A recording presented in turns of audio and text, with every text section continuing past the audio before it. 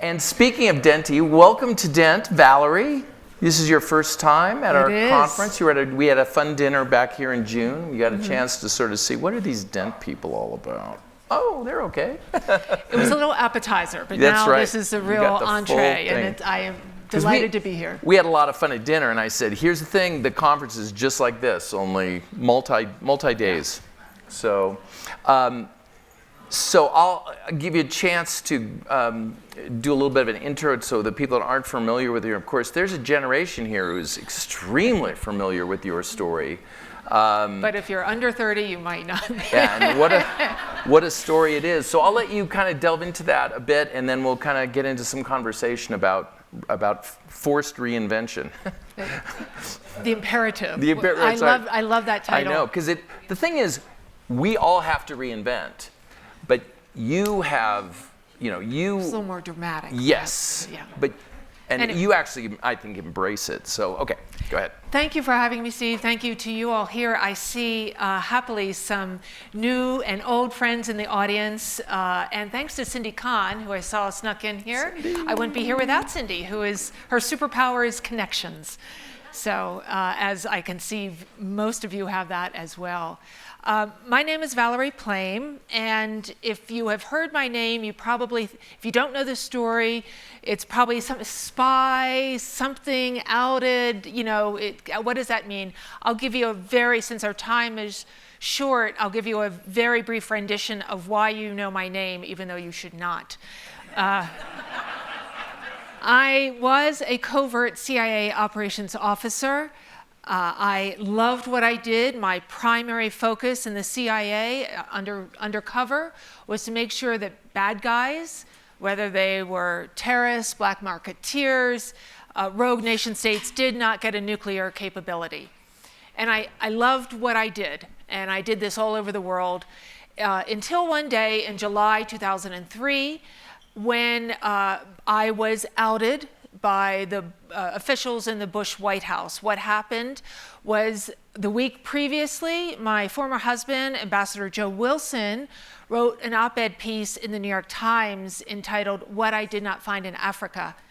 And in it, he went after the central premise that the White House had given us, the American people, to go to war in Iraq, which was the nuclear threat is imminent. And Joe wrote this piece that said, no, the intelligence has been cherry-picked, and furthermore, I was sent to Niger by the CIA, and I happen to know that this statement that President Bush put in the State of the Union address is not accurate. By today's standards, it was actually kind of tame, but at the time, it had this huge effect. Strangers were talking about it sort of on the subway, because there was just that moment in time where combat operations in Iraq were winding down, the insurgency was coming up, but people were like, well, didn't they say WMD? I thought that's why and nothing was happening. And so this op-ed appears in the Sunday New York Times, and it has a huge effect. And a week later, a conservative columnist who's now gone, Robert Novak, outed me in his column saying, and Joe Wilson's wife, Valerie Plame, sent him to Niger to fact find on this mission. And I will never forget what happened that morning that it appeared.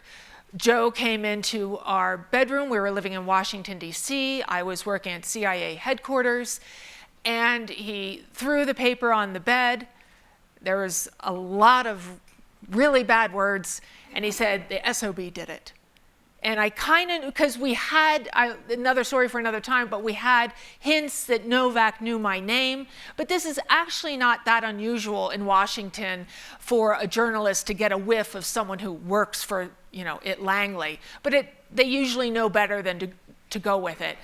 But in that moment, I knew, I didn't know what was ahead, but I knew my life had changed forever. Because one, not only my covert career was over, but the assets, the networks for whom I had been responsible and worked with all those years, they were in danger. We had 2 small children. I had twins. sleeping in the next room. There's a lot of strange people out there. When your name is linked to the CIA, that can mean all sorts of security concerns. So although I didn't know what the sweep of the next really 20 years would be, who does, I knew it would be completely different than what I had thought. Because I'll just end on that opening part by saying if none of that had happened, I would be overseas right now, and I would be doing a job I loved. On the other hand, speaking of reinvention, I would not be remarried happily to Joe Shepard, who's in the audience. I wouldn't be living in Silver City either, I might add. I didn't see that coming, as I like to say.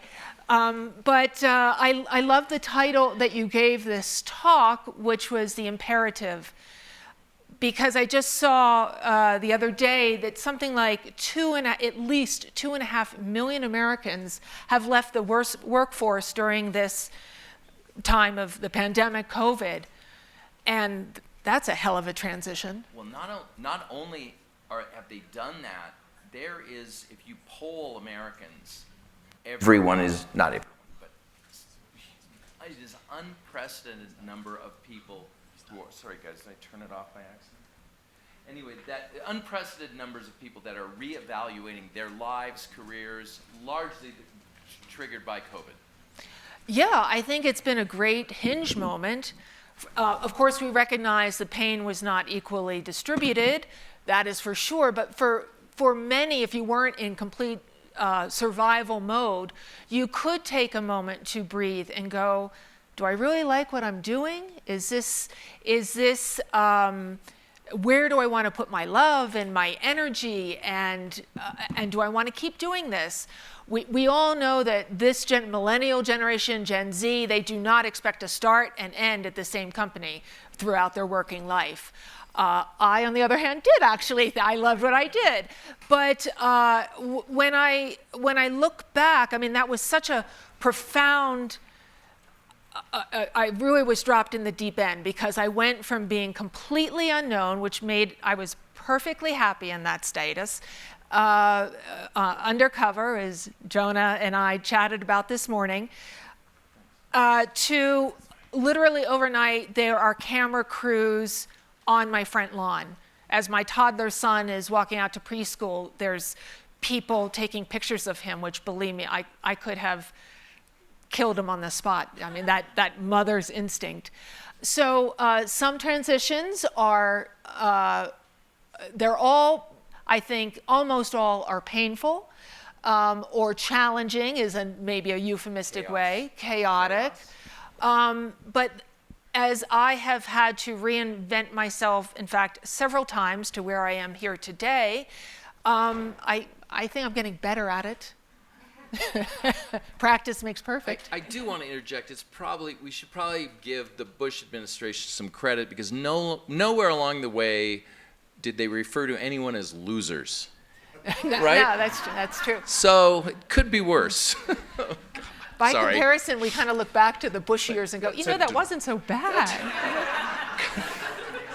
Valerie, your story is adorable. No one's ever said that to you before, I'm sure. No. So the thing is that you were not planning on it. And we all face these unanticipated changes. And it is that interjection of chaos that Ellen alluded to before. But I don't think no one experiences what you did to that scale. I'd like to delve into a bit just how you personally coped. The techniques you used to just keep it together as all of this was raining down on you. Let me back up just a little bit before that moment when the paper landed on the bed and he said he did it, and that was, go back. So I had twins in 2000. I was an older mother, what they charmingly call a geriatric pregnancy. We have a geriatric pregnancy over here. And so although those babies were, I couldn't have asked for anything more, I experienced pretty profound postpartum depression. And let me tell you, if it happened to me, and I was recruiting terrorists, I was running, there are no boundaries that will not touch. That doesn't possibly. I could do I'll do another Dent talk sometime on mental health and how we treat it in this country.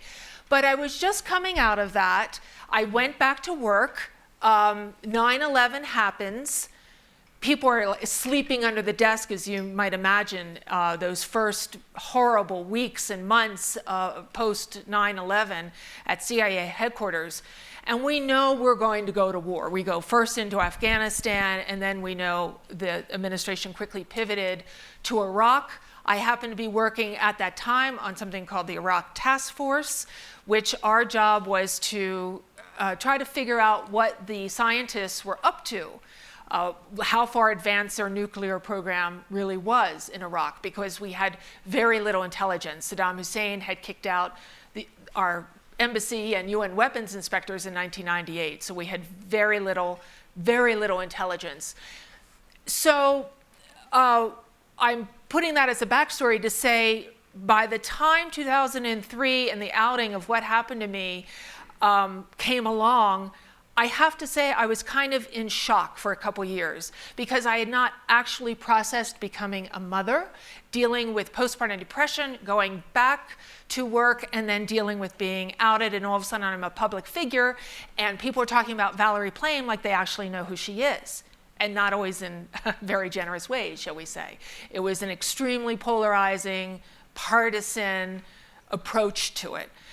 And looking back, as I liken it to falling down Alice's rabbit hole, where white is black and black is white, and to your question of what did I do, I would like to say that I was really mindful, and I practiced yoga and meditation. The truth is, I'm smoking a cigarette out on the back patio going, what the hell do I do? Yeah, I mean, you're in survival mode. And that was for a little bit of time, and then you get a grip.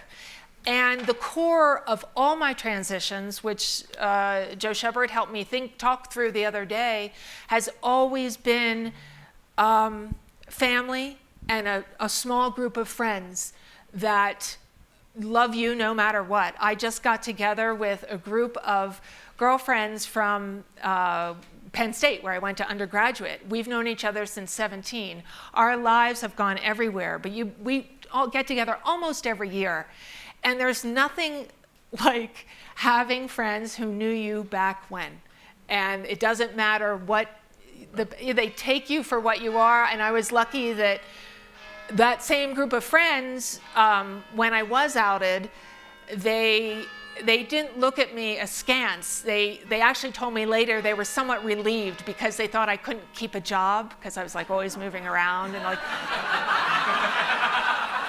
They're like, that Valerie is really nice, and she's smart, but she can't keep a job. She's always moving around and got a new job, and so they're like, oh, thank goodness. Her LinkedIn page is crazy. Yeah, I know. So, but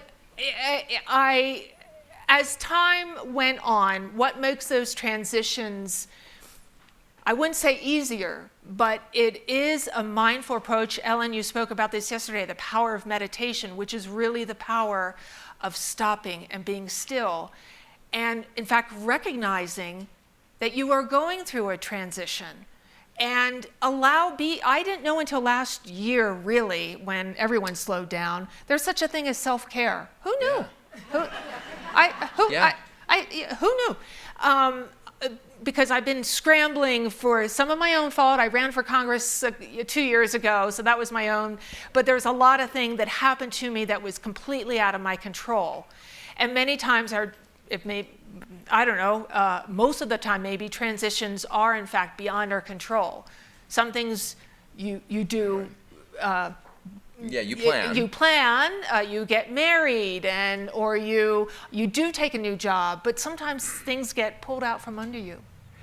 Well, and you also put yourself out there in terms of not only great uncertainty, but I don't want to say personal risk, but I know a lot of people do not want to run for office just because of the microscope you're put under. It's a very difficult thing, but you had the courage to say, this is by no means guaranteed, and I'm going to put myself out there, and then you have no idea what your life's going to be like a year from then. I mean, you have a vague idea it's going to go one way or another, but still, that kind of courage to make that, to just say, I'm going to let a little chaos into my life.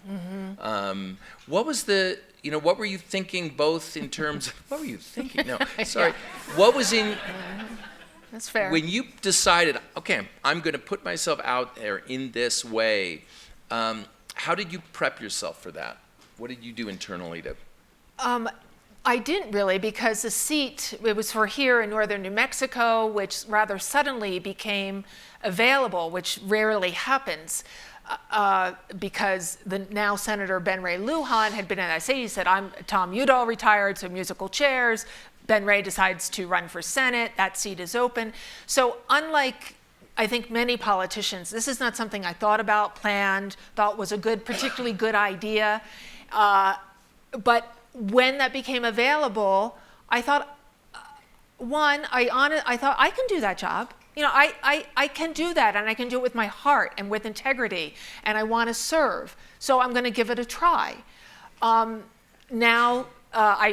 obviously did not win the primary, and I am with the chaos and the dysfunction, to put it mildly, that we see in Washington now. Maybe that's the best thing. That wasn't my path. But it actually, when I think about it, it went back full circle to when I was a case officer at the CIA, because that's all about being curious. Really asking people, so, tell me, what is it that motivates you? What is it that you like? But doing it in a very genuine way. And it's the same thing, that aspect of it, running for public office. Hopefully you get into it because you really want to serve.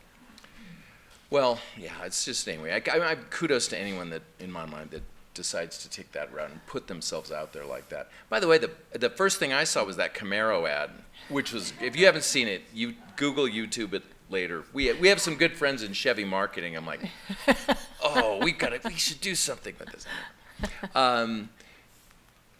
Well, then there was also the movie. You had we were talking about movie night last night, about maybe doing Argo and having Jonna here. But of course, they made a movie about your story. They did. Fair Game, 2010. That's right. Very good. Yeah, Naomi Watts and Sean Penn, which is so bizarre to have a movie made, particularly coming out of the background I did, where your discretion and secrecy and being clandestine is paramount. I thought the movie, people generally asked, is it close to the truth? It's obviously condensed because it's Hollywood, but by and large, it tells the truth, the essential truth of what happened. Doug Liman, who did The Bourne Identity, is the director, and he did a great job. Your fight scene was really good. Naomi destroyed that guy. So all right, I won't go there. Action figure. So let's talk about, you've now, you've moved into a new sphere, new domain. You have a conference, your own conference coming up. I do. Talk a little bit about that and what you have planned. Yes, and then the next, as the wheel turns again, and I allowed myself, and I hope many of you did as well, during this enforced pause, as I noted earlier, to really think, where do I want to put my energy? And when I look back, I mean, I've just given you a little sprinkle of the last 2 decades of my life. Needless to say, I really, honestly, had not exhaled for 20 years.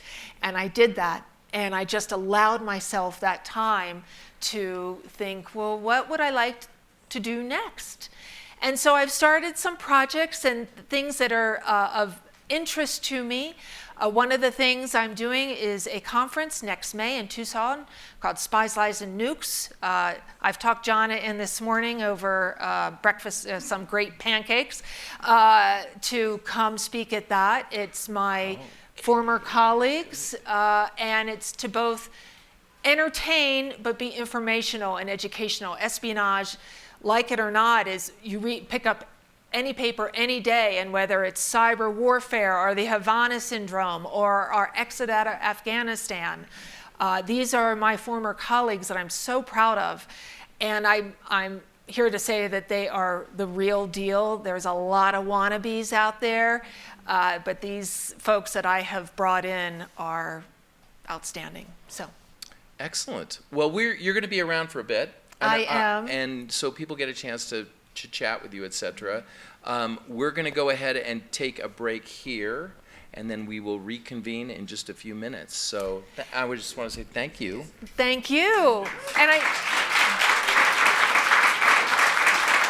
if I may just add, I'm noticing, I think everyone on the schedule this afternoon are women. And what we spoke about earlier, the incredible feminine power that Santa Fe, if you don't feel it, something's the matter with you. And I just want to honor everyone who is here and speaking this afternoon. Thank you. Excellent. Thank you so much. Thank you. Thanks.